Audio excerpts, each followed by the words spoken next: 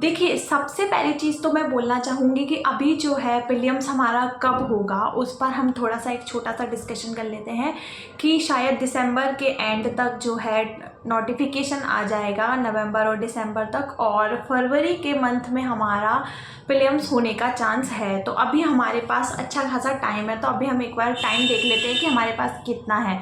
तो अभी सितंबर के 15 दिन और अक्टूबर, नवंबर और दिसंबर है ना। तो जब दिसंबर में नोटिफिकेशन आ जाता है, उसके बाद भी हमें 45 दिन का समय जो है, 45 दिन से ज़्यादा का समय ही हमेशा मिलता आया है। तो उस जब नोटिफिकेशन आने के बाद का जो टाइम रहता है, उसमें भी आप अपनी प्रीलिम्स की तैयारी बहुत अच्छे से कर सकते हो, अगर आप जो है पहली बार एग्ज़ाम नहीं दे रहे हो तो। और अगर आप पहली बार एग्ज़ाम दे रहे हो तो आपको अभी जैसे सितंबर का मंथ चल रहा है, तो आपको क्या करना है कि सितंबर के मंथ से ही आपको थोड़ा थोड़ा प्रीलिम्स जो है वो शुरू कर देना है, क्योंकि इससे आपको कॉन्फिडेंस आपका आएगा कि हाँ, मैं प्रीलिम्स भी पढ़ रहा हूँ, मेरा प्रीलिम्स का एग्ज़ाम है, और साथ ही साथ जो है आपका मेंस भी कवर होता जाएगा। तो हम उस बारे में डिस्कस कर लेते हैं। देखिए, कुछ चीज़ें जो है वो प्रीलिम्स में हैं और कुछ चीज़ें ऐसी हैं जो प्रीलिम्स प्लस मेंस दोनों में हैं। तो हम बात करते हैं। देखिए, प्रीलिम्स के बारे में अगर मैं आपको बोलूँ तो एक एमपी जो है वो 50% का वेटेज लेकर चल रही है। मतलब पूरा मध्य प्रदेश का जो सामान्य ज्ञान है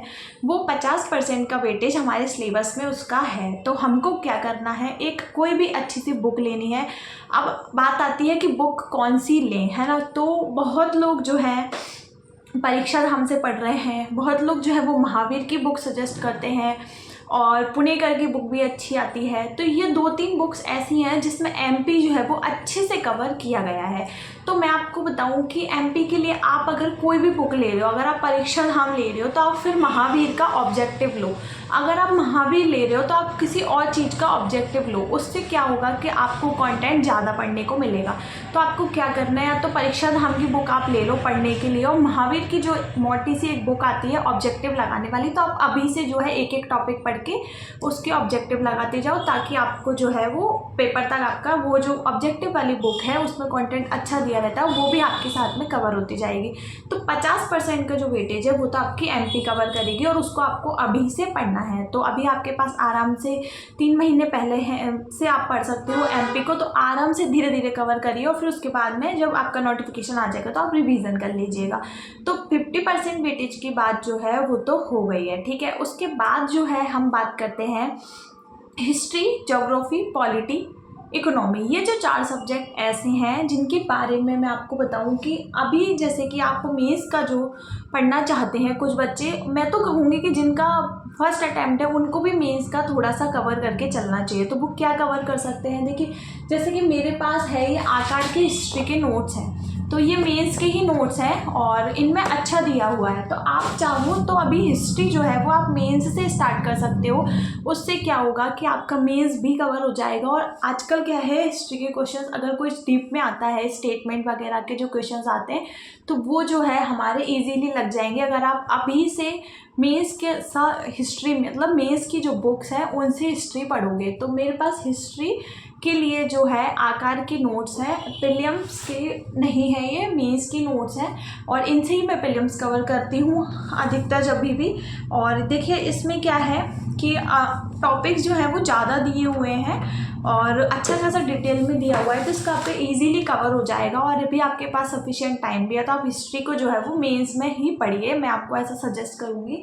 उसके बाद हम बात कर लेते हैं। देखिए ये है तो एमपी की ही, मतलब एमपी का ही वेटेज है जिसके बारे में मैंने पहले बात की आपसे। पर इसमें क्या है कि ये जो जनजाति वाला जो पार्ट है, इसको आप परीक्षा धाम से तो करोगे ही करोगे, या फिर किसी और बुक से तो करोगे ही करोगे, पर उसमें जो है वो जनजातियाँ उतनी ज़्यादा डिटेल में नहीं दी हैं। और ये जो बुक है निर्माण की, इसमें जनजातियाँ जो है वो काफ़ी ज़्यादा डिटेल में दी हुई हैं।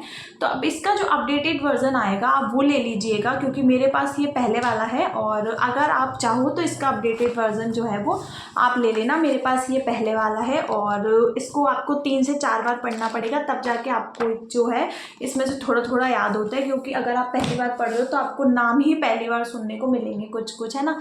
तो हमारी जो है 6 यूनिट की बात हो गई है। अब मैं आपको बता दूं कि जो हमारा ज्योग्राफी वाला पार्ट है, तो ज्योग्राफी वाला जो पार्ट है उसमें देखिए वर्ल्ड ज्योग्राफी और इंडियन ज्योग्राफी, तो अगर बात की जाए वर्ल्ड ज्योग्राफी की, तो वर्ल्ड ज्योग्राफी लगभग जो है वो अब सिलेबस से हट चुकी है, सिर्फ इंडियन ही है। तो पिछली बार जब मैंने प्रीलिम्स की बुक के लिए आपको बताया था, तो पेरियार की बुक आपको सजेस्ट की थी कि आप पेरियार की बुक से भी मेंस भी पढ़ सकते हो और प्रीलिम्स का भी कवर कर सकते हो टॉपिक्स। पर मैं आपको बताऊं कि मैंने जो है अभी एक नया लिया है ये, क्योंकि मैं अभी मेंस का पढ़ रही हूँ।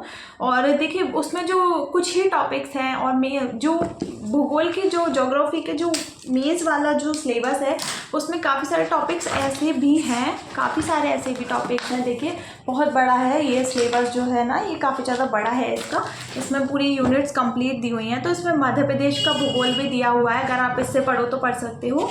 और प्राकृतिक संसाधन, आपदाएँ, तकनीकें और ये सब चीज़ें जो है ना, ये सब भी इसमें जल संसाधन वगैरह दिया, मतलब मेंस का ये है। पर अभी मैं जो है वो मेरे बारे में आप मतलब मेरे से पूछते हो कि आप अपनी स्ट्रेटेजी बताओ, तो मैं अभी हिस्ट्री और ज्योग्राफी जो है वो मेंस के अकॉर्डिंग पढ़ रही हूँ, ताकि प्रीलिम्स का जो है वो ऑटोमेटिक कवर हो जाएगा। अगर आप चाहो तो आप भूगोल की इस बुक से पढ़ सकते हो, या ये जो दृष्टि की बुक है इससे। और अगर आपको अभी मेंस उतना ज़्यादा कवर नहीं करना है, सिर्फ प्रीलिम्स पर फोकस करना है, तो आप पेरियार की जो बुक आती है उसको पढ़ लो, वो भी बहुत अच्छी बुक है। और उसको पढ़ के भी आपका जो है मेंस भी कवर होगा। पर कुछ टॉपिक्स ऐसे हैं जो आपको बाद में पढ़ने पड़ेंगे एक्स्ट्रा में, तो आप चाहो तो इससे पढ़ सकते हो और चाहो तो उससे पढ़ सकते हो।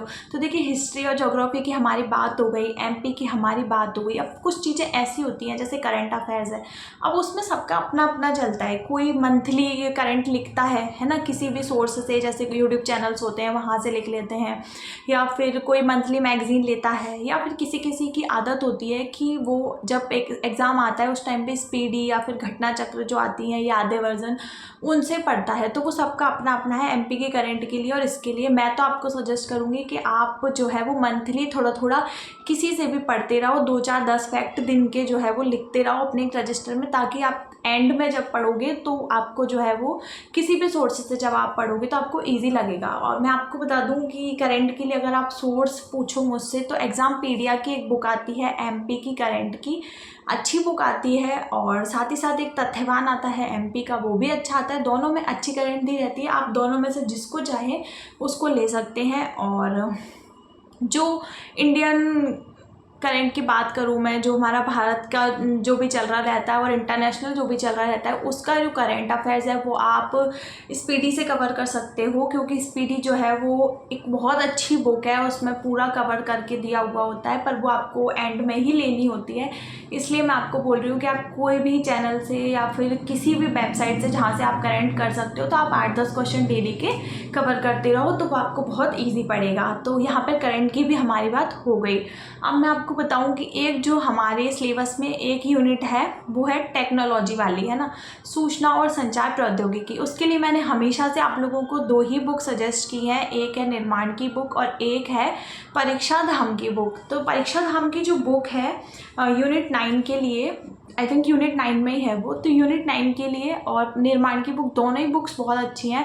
मैं आपको बोलूँगी कि आप इस बार जो है वो निर्माण की बुक को प्रेफर करो, क्योंकि इसका एक रीज़न है कि अभी जो है एग्ज़ाम में अच्छा खासा टाइम है, भले उसमें कंटेंट ज़्यादा दिया हुआ है, पर आपको अभी आपके पास सफिशिएंट टाइम है, आप कंटेंट को पढ़ सकते हो। तो यूनिट 9 के लिए आप निर्माण की बुक लीजिए। परीक्षा धाम की जो बुक है वो भी बहुत अच्छी है, बहुत अच्छा डेटा दिया हुआ है, पर थोड़ा ज़्यादा डेटा पढ़ना है आपको, तो आप निर्माण की बुक से पढ़ सकते हो। अब हमारे पास बचते हैं कुछ छोटे छोटे सब्जेक्ट जिनके बारे में बात कर लेते हैं। देखिए मैं आपको बताऊँ, पॉलिटी और इकोनॉमी एक ऐसे सब्जेक्ट है, इसको इस बार क्या किया गया कि मध्य प्रदेश का जो अर्थव्यवस्था है और भारत की जो अर्थव्यवस्था है उसकी एक ही यूनिट है, ये तो आप सभी को पता होगा। तो आपको क्या करना है, उसके लिए पिछली बार भी एक बुक थी, अभी मेरे पास है नहीं क्योंकि मैंने प्रीलिम्स की चीज़ें थोड़ी सी हटा दी।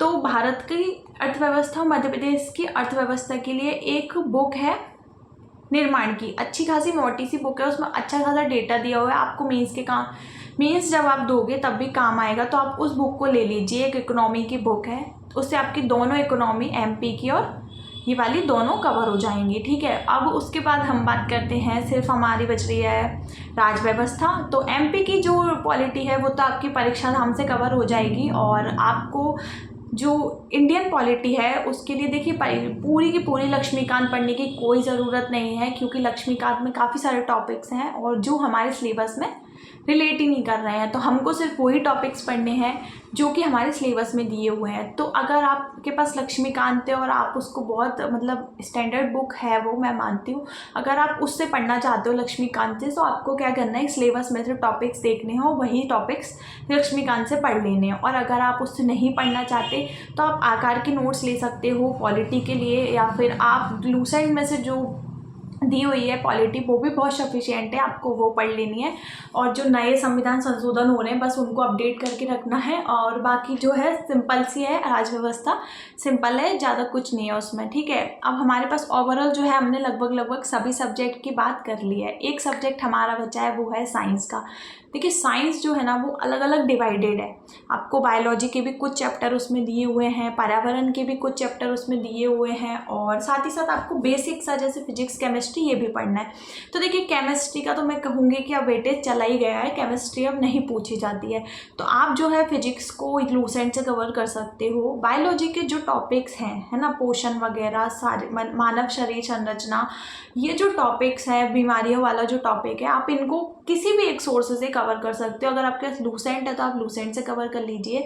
और मैं तो कहूँगी कि एक यूनिट 7 के लिए एक निर्माण की बुक ले लीजिए अच्छी सी, उसमें पूरे टॉपिक्स जो है वो कवर हो जाएंगे आपका, और पर्यावरण वाले जो टॉपिक्स हैं वो भी कवर हो जाएंगे। तो या तो वो ले लीजिए, या फिर एक परीक्षा धाम की बुक आती है आप उसको भी ले सकते हो, वो भी अच्छी बुक है, बस उसमें थोड़ा कंटेंट कम दिया रहता है। वो आप जब नोटिफिकेशन आएगा उसके बाद लोगे तब भी पढ़ी हो जाएगी, छोटी सी 120-30 पेज की बुक है, तो उसको आप तब भी पढ़ सकते हो अगर आप चाहो अभी से। तो डिटेल में जैसे मानव शरीर संरचना है तो उसको डिटेल में पढ़ना है आपको, तो जो आपकी लूसेंट साइंस वाली है ना आप उससे पढ़ सकते हो।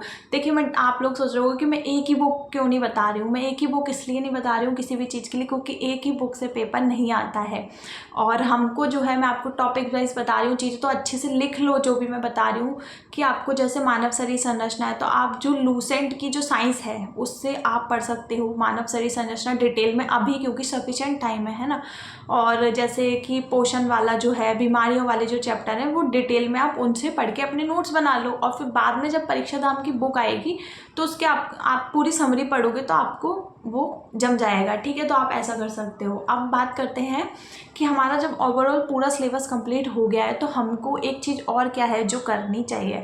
तो मैं आप लोगों को सजेस्ट करूँगी कि आप लोग एक काम कीजिए, अगर कहीं पर भी टेस्ट सीरीज़ चल रही है प्रीलिम्स की, या फिर कुछ लोग फ्री में भी प्रोवाइड करा रहे हैं, जैसे कि मैं एक चैनल से जुड़ी हुई हूँ, तो एग्ज़ामपीडिया का ही शायद चैनल है, उसमें हर संडे को प्रीलिम्स के जो टेस्ट स्टार्ट किए हैं और अभी 2 ही हुए हैं, कल है एक और, तो आप उसको भी हर संडे को, वो उनका ऐसा है कि वो लोग एग्ज़ाम तक हर संडे को एक टेस्ट लेंगे, तो आप वो ज्वाइन कर लीजिए और हर संडे को टेस्ट दीजिए और अपना इम्प्रूवमेंट देखिए कि क्या हो रहा है, इम्प्रूवमेंट है ना आपकी पढ़ाई में।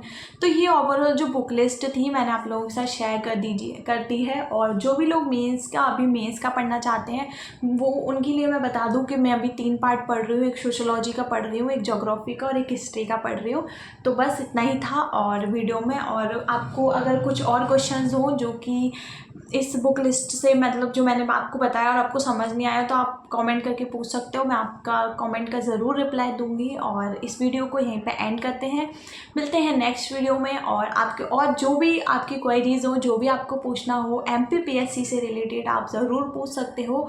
और ठीक है, चलिए इस वीडियो को यहीं एंड करते हैं, मिलते हैं नेक्स्ट वीडियो में, बाय बाय।